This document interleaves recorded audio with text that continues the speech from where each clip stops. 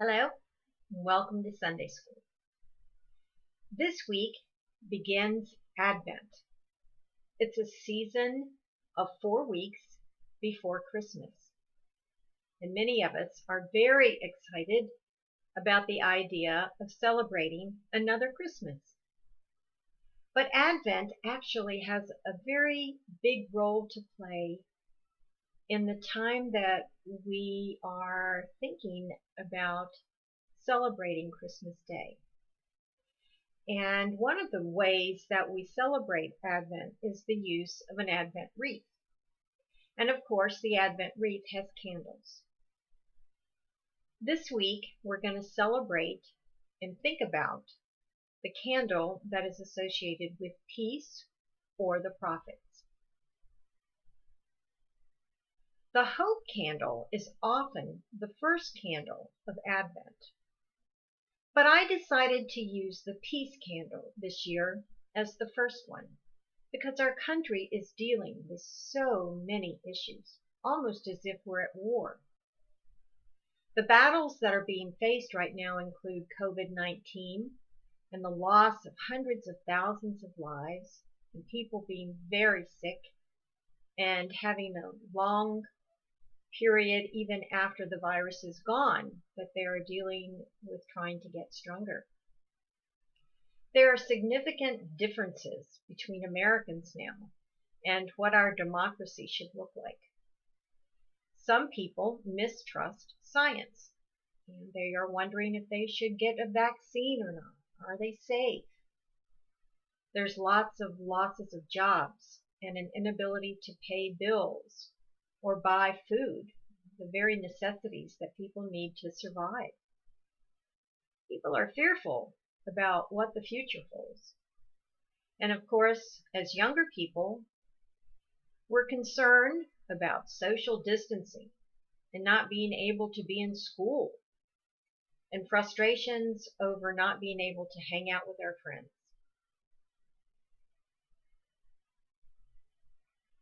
So what is Advent, and what role does Advent play in the Christmas message? So let's look at some ways to define Advent. It's a term used to mean the coming of Christ. It's a time when we remember that Christ came to earth. It's probably been in existence since about 480 AD. It's a time when we anticipate Christmas. As I said earlier, it's the 4 Sundays before Christmas. It's a time when people can ask for forgiveness of sins. And it is a time that's been associated with fasting. That means that you don't eat and you think about the reason why you're not eating in communicating with God about a particular problem or something that you want to do to improve yourself, things like that. Advent is symbolized by a wreath with 5 candles, 4 candles for each week, plus the Christ candle.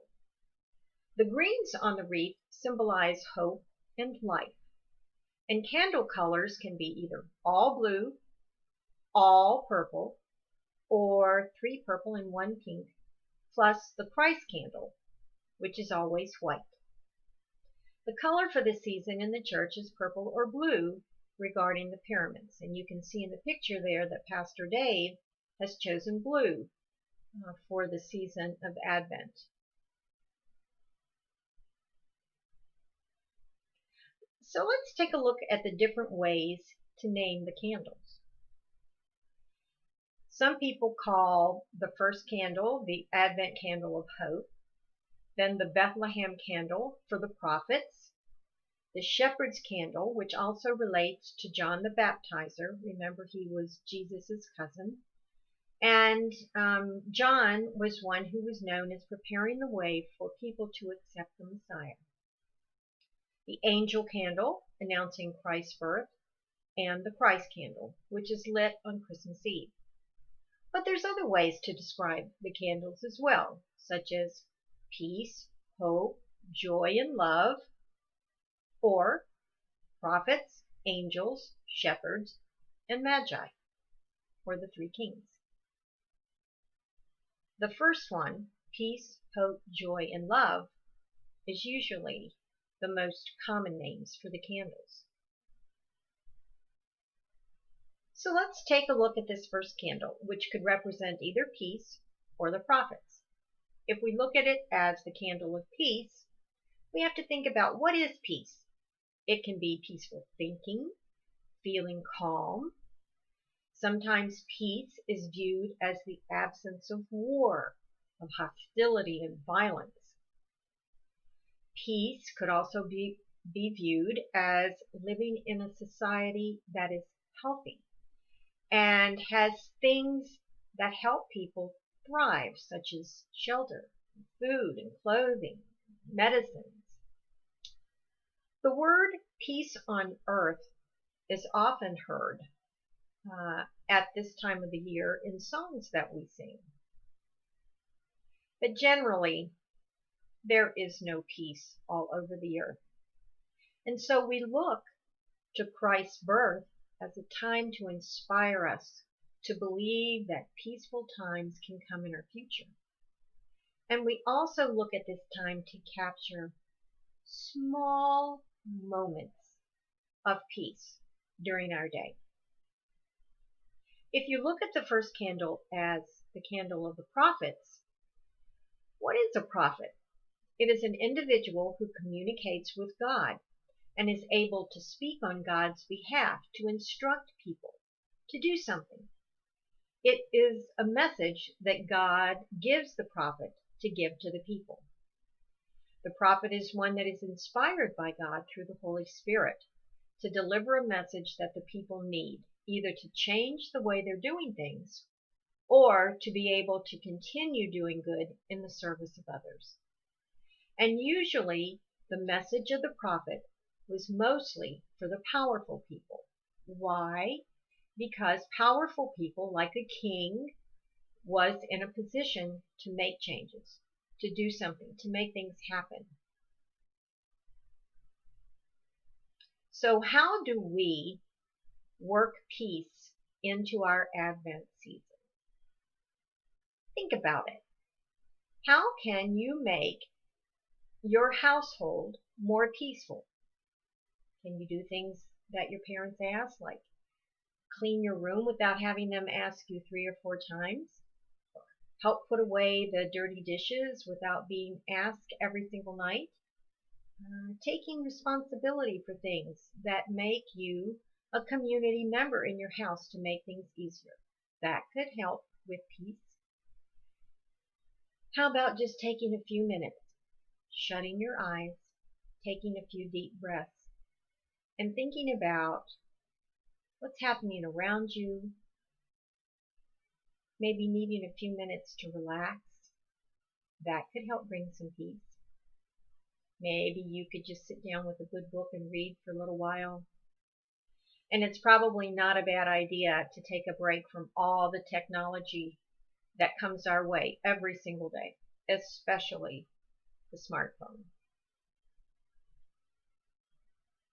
Generally, we're on overload, starting at this time of the year until Christmas Day.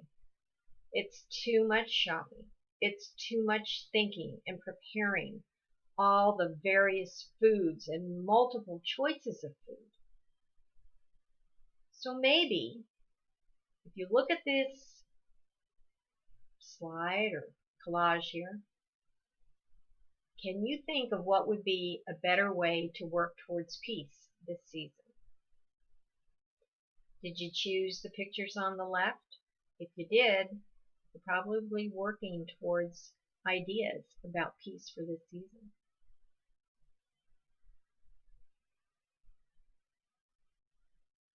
Adding peace to the Advent season takes a conscious effort. You have to think about it.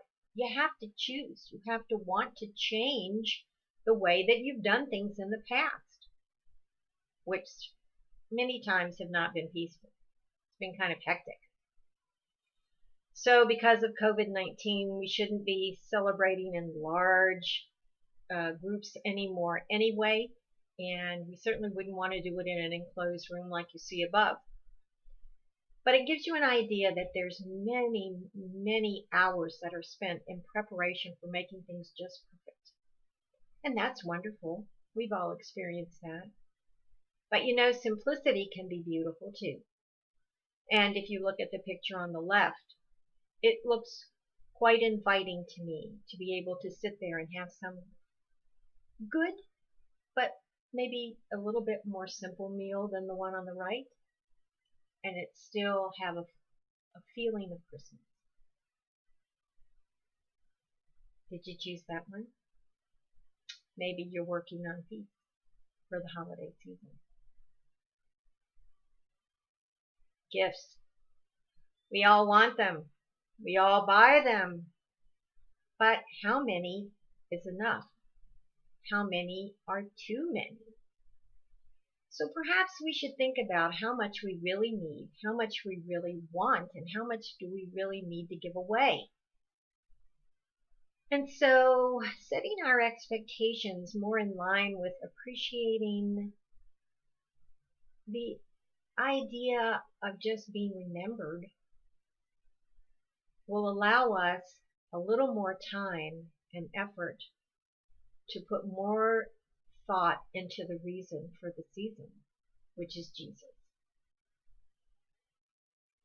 Did you choose the picture on the left? If so, it looks like you're on your way to thinking about a more peaceful Advent season. The most simple of symbols can have the most value. Every year, I have gone to my mother's home and set up a tree. Sometimes it's all full of fruit and sometimes all full of birds.